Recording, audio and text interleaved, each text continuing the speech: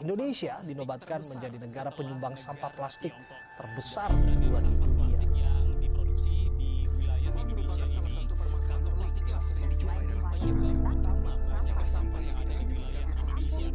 Namun berbagai aspek kependudukan pun terkadang ikut terkena imbasnya.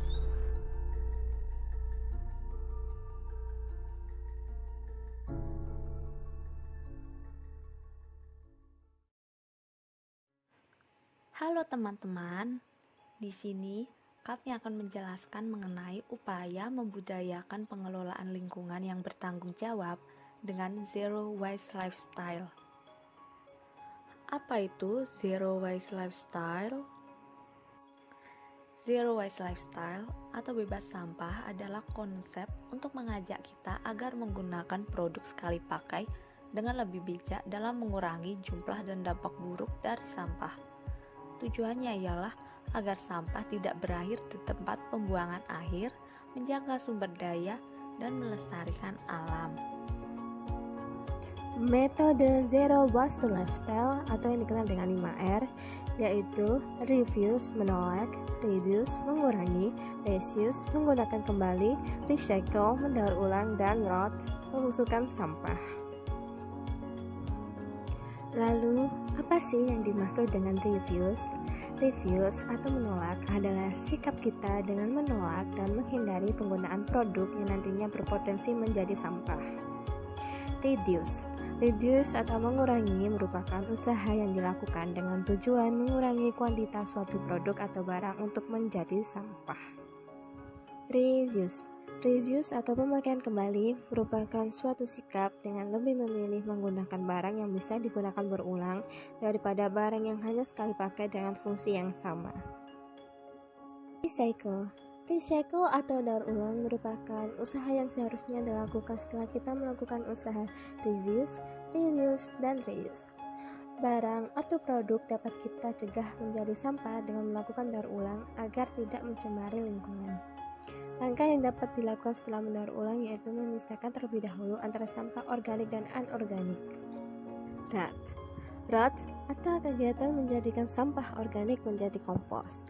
Jadi, setelah melakukan pemilihan antara sampah organik dengan anorganik sebelum diangkut ke tempat pembuangan akhir atau TPA, untuk sampah anorganik atau sampah plastik, langkah yang diambil untuk mengolahnya yaitu recycle, sedangkan sampah organik dapat dijadikan kompos.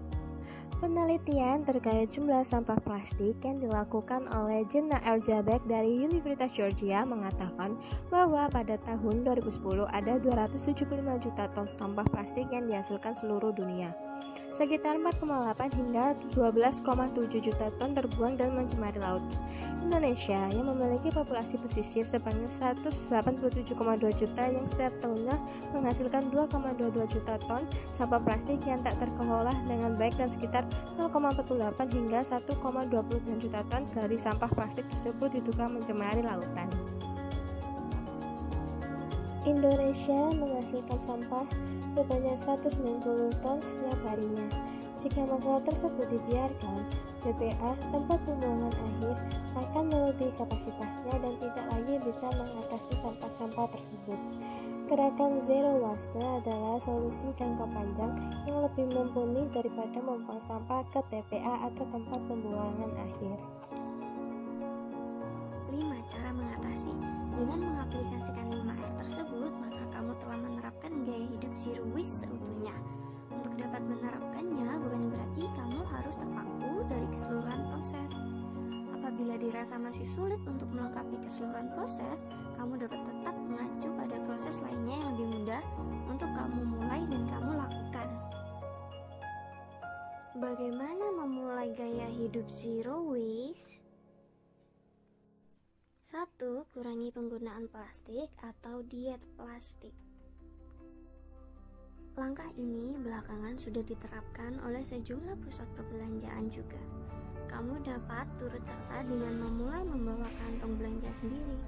Tidak hanya kantong belanja saja, penggunaan plastik seperti sedotan dan kemasan plastik minuman juga salah satunya dapat mulai kamu kurangi. 2. Daur ulang barang yang sudah tidak terpakai. Coba kamu lihat di rumahmu, adakah barang yang sebaiknya dapat kamu kreasikan ulang? Kamu bisa membuat banyak hal dari sampah plastik, kayu, dan kaleng loh. Kalau kamu tidak memiliki banyak waktu untuk berkreasi, kamu dapat memilahnya terlebih dahulu dan serahkan pada organisasi atau pada TPA yang bertanggung jawab terhadap pengelolaan sampah secara berkelanjutan. Seperti halnya Waste for Change, tidak hanya barang saja yang dapat kamu daur ulang, bahan-bahan organik di rumah seperti sayur dan buah dapat kamu daur ulang juga menjadi pupuk atau kamu tanam ulang. Gunakan bahan dan barang yang lebih ramah lingkungan. Beberapa bahan pangan siap saji berpengawet tidak dapat kamu daur ulang seperti bahan organik. Selain itu, penggunaan bahan pembersih di rumah juga didominasi komposisi kimia yang dapat berbahaya pada lingkungan, seperti halnya penggunaan deterjen dan sabun. Sejumlah deterjen memiliki dampak yang buruk pada lingkungan. Sabun yang berlimpah ternyata dapat merusak ekosistem di selokan di lingkunganmu. Manfaat zero waste atau gaya hidup bebas limbah. Zero waste memberikan banyak manfaat baik dalam skala individu maupun masyarakat. Di antaranya adalah yang pertama, dapat menghemat pengeluaran. Dengan menerapkan zero waste, maka kita akan mengurangi frekuensi berbelanja dan lebih sering membuat barang-barang sendiri. Yang kedua, fokus pada produk-produk yang tahan lama. Gaya hidup zero waste akan membuat fokus kita berubah dalam hal berbelanja. Kita akan menjadi cenderung lebih memilih barang-barang yang awet dan tahan lama, baik itu urusan pakaian atau furnitur rumah tangga. Dengan demikian, kita bisa semakin menghemat pengeluaran. Yang ketiga, tidak ada lagi makanan sisa. Inilah salah satu manfaat terbesar dari penerapan zero waste. Tidak akan ada lagi makanan sisa yang terbuang sia-sia di rumah. Bagaimana caranya?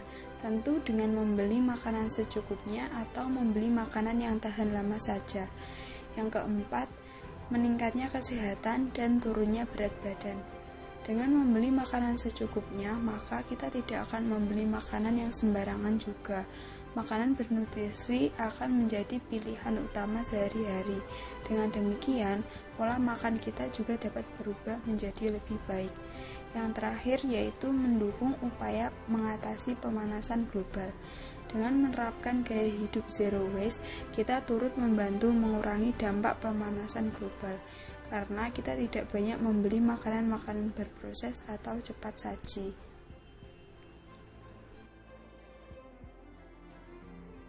Dengan menerapkan gaya hidup zero waste lifestyle, maka secara tidak langsung masyarakat memberikan dukungan terhadap Peraturan Presiden Nomor 97 Tahun 2017 tentang Kebijakan Strategis Nasional Pengolahan Sampah Rumah Tangga dan Sampah Sejenis Rumah Tangga.